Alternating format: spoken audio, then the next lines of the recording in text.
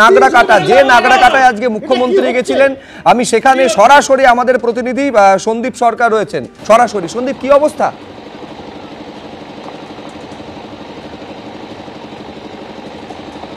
দেখো, আমি এই মুহূর্তে যে জায়গাতে দাঁড়িয়ে রয়েছি সেটা হচ্ছে জাতীয় সড়ক, এবং এই জাতীয় সড়ক সরাসরি এখান থেকে চালসা থেকে আলিপুরদুয়ারের দিকে যাচ্ছে। জাতীয় সড়কে যান চলাচল সম্পূর্ণ বন্ধ।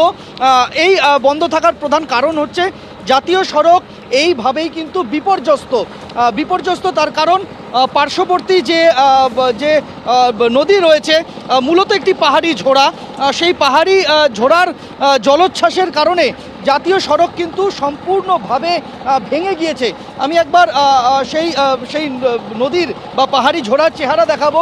আপাতত শান্ত, কিন্তু এই পাহাড়ি ঝোড়া রুদ্র মূর্তি নিয়েছিল, এবং তার এই রুদ্র মূর্তির কারণে এই যে সেতু, সেই সেতু সম্পূর্ণভাবে তার নিচ থেকে মাটি সরে যায়, এবং যে জাতীয় সড়ক সরাসরি চালসা থেকে একদম আলিপুরদুয়ারের সঙ্গে সংযোগ রক্ষা করছে, সেই সংযোগ রক্ষাকারী রাস্তা সেটা নাগরাকাটার কাছে এইভাবেই কিন্তু ভেঙে গিয়েছে।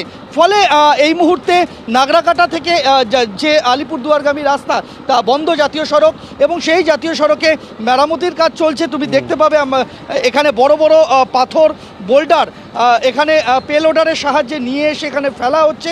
তবে রাস্তার যে অবস্থা, এই মুহূর্তে যে পরিস্থিতি আমরা দেখতে পাচ্ছি, তাতে এই রাস্তা যে আগামী 1-2 দিনের মধ্যে চালু করা যথেষ্ট কষ্টকর এবং দুঃসাধ্য কাজ, তা বোঝাই যাচ্ছে।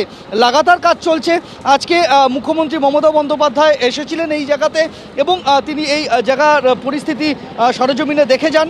তবে পাহাড়ি ঝোড়ার যে রুদ্র চেহারা, সেই রুদ্র চেহারা যে পরিণতি করেছে এই জাতীয় সড়কের, তাতে পুরোপুরিভাবে বলা যেতে পারে যে এই চালসা থেকে আলিপুরদুয়ারগামী রাস্তা জাতীয় সড়ক তা সম্পূর্ণ বিপর্যস্ত। একেবারে পরশু গভীর রাত থেকে সম্পূর্ণভাবে যান চলাচল বন্ধ রাখতে হয়েছে এই জায়গাতে, এবং লাগাতার কাজ চলছে। গতকাল থেকে কাজ শুরু হয়েছে, আজ সকাল থেকে কাজ বাড়তি গতি পেয়েছে। তবে এখনও পর্যন্ত এই রাস্তা মেরামত করা সম্ভব হয়নি। কতক্ষণ সময় লাগবে, কতদিন এই রাস্তা মেরামত করতে লাগবে, সে বিষয়টা স্পষ্ট নয়। কাজ চলছে। জাতীয় সড়কে যান চলাচল সম্পূর্ণ বন্ধ রাখতে হয়েছে। শুধুমাত্র একটা লেন দিয়ে কিছু পায়ে চলার পথ রাখা হয়েছে, এবং মোটরসাইকেল যাতায়াতের মতো পরিস্থিতি রয়েছে। এর বাইরে এই গোটা সেতু তা বন্ধ রয়েছে নাগরাকাটাতে, এবং আমরা দেখতে পাচ্ছি যে লাগাতার পেলোডারের সাহায্যে এখানে পাথর এনে ফেলা হচ্ছে। একেবারে বড় বড় পাথর, বোল্ডার নিয়ে এসে জাতীয় সড়ককে একেবারে তৎপরতার সঙ্গে পরিস্থিতি সামাল দেওয়ার, স্বাভাবিক করার একটা চেষ্টা করা হচ্ছে। মৃত আহত ছাড়াও এরকম অনেক মানুষ রয়েছেন মিরিকে, যাদের বাসস্থান তো নেই, তারা কি খাবেন সেটারও কোনো ঠিক নেই। তারা বিভিন্ন রিলিফ সেন্টারে বা পুরসভার থেকে যে ত্রাণ সেন্টারগুলো করা হয়েছে সেখানে তারা গিয়েছেন। ইতিমধ্যে তাদের জন্য তৈরি হচ্ছে খাবার। আমরা দেখতে পাচ্ছি যে এখানে ডিম ভাজা হচ্ছে, এবং তাদের তরফ থেকে এখানে ভাত এবং ডিমের তরকারি রাখা হচ্ছে, এমনটা যেটা জানা যাচ্ছে। এবং মূলত প্রায় যেটা জানা যাচ্ছে যে প্রায় 100-র ওপরে মানুষ, যাদেরকে বিভিন্ন রিলিফ সেন্টারে নিয়ে আসা হয়েছে। তাদের একবার কথা বলবো, क्या क्या है आज जो जो रिलीफ सेंटर में रहेगा उनको लिए क्या क्या मेनू है? चावल और अंडा करी है। अंडा करी हर रोज के लिए? अभी तो दोपहर के लिए, शाम के लिए बन रहा है। আমরা দেখতে পাচ্ছি যে এখানে একদিকে যেমন খাবার তৈরি হচ্ছে, ডিম এবং ভাত, অর্থাৎ তার সাথে সাথে ডিমের তরকারি এবং ভাত থাকবে। যারা রিলিফ সেন্টারে এসছেন বা এই ত্রাণ শিবিরে এসছেন, প্রায় তার সংখ্যা মিরিক পুরসভার অন্তর্গত প্রায় 100-র উপরে। একদিকে যেমন রান্না হচ্ছে, অন্যদিকে মেডিকেল সেন্টার হয়েছে বা মেডিকেল ক্যাম্প, যেখানে দেখা যাচ্ছে যারা আহত হয়েছেন বা অসুস্থ হয়েছেন তাদের জন্য চিকিৎসক, এবং সেখানে চিকিৎসকরা তাদের স্বাস্থ্য পরীক্ষা করছেন। এবং এই যে স্বাস্থ্য পরীক্ষা করা হচ্ছে, মূলত ছোট শিশু থেকে আরম্ভ করে যারা বয়স্করা রয়েছেন তাদের জন্য এই স্বাস্থ্য পরীক্ষা করা হচ্ছে। আমরা দেখছি বিশেষজ্ঞ চিকিৎসক রাখা হয়েছে। এখানেও একটি কমিউনিটি হল, সেই কমিউনিটি হলেও যারা ঘর হারিয়েছেন বা যাদের ঘর বসবাসযোগ্য নয় তাদেরকে নিয়ে আসা হয়েছে। এখানে মহিলা রয়েছে, ছোট ছোট শিশু রয়েছে, এবং তার সাথে বয়স্করাও রয়েছেন। তাদেরকে এখানে রাখা হয়েছে, তাদের সমস্ত রকম ব্যবস্থা রাখা হয়েছে, এমনটাই পুরসভার তরফ থেকেও জানানো হচ্ছে। তবে পুরসভার যিনি এখন দায়িত্বে রয়েছেন তিনি কিন্তু জানাচ্ছেন যে এই সম্পূর্ণ বিভিন্ন জায়গাতে যেখানে তারা খোঁজ নেওয়ার চেষ্টা করছেন, যেখানে যেখানে মানুষ এখনও সমস্যায় রয়েছেন তাদেরকে রিলিফ সেন্টারগুলোতে নিয়ে আসার চেষ্টা তাদের তরফ থেকে চালানো হচ্ছে এবং যোগাযোগ করার চেষ্টা চালানো হচ্ছে। যেখানে যোগাযোগ এখনও পর্যন্ত যোগাযোগ করা যায়নি সেই সব জায়গাতেও তাদের প্রতিনিধিরা পৌঁছানোর চেষ্টা করছেন বলে পুরসভার যিনি দায়িত্বে রয়েছেন তার তরফ থেকে জানানো হচ্ছে। ক্যামেরা প্রবীরদের সাথে আবির দত্ত, এবিপি আনন্দ, মিরিক। মিরিকে জায়গায় জায়গায় রাস্তা বন্ধ, তার কারণ পাহাড় ধসে নেমে এসেছে রাস্তার ওপর।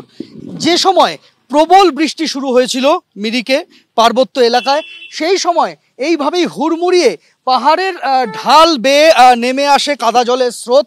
এবং যে জায়গায় আমরা দাঁড়িয়ে রয়েছি এটা মিরিক বাইপাস। মিরিক বাইপাসের ওপরে দাঁড়িয়ে থাকা একটি বাসের ওপরে পাহাড়ের ওপর থেকে এইভাবে কাদা স্রোত, গাছের গুঁড়ি ইত্যাদি হুড়মুড়িয়ে নামতে থাকে।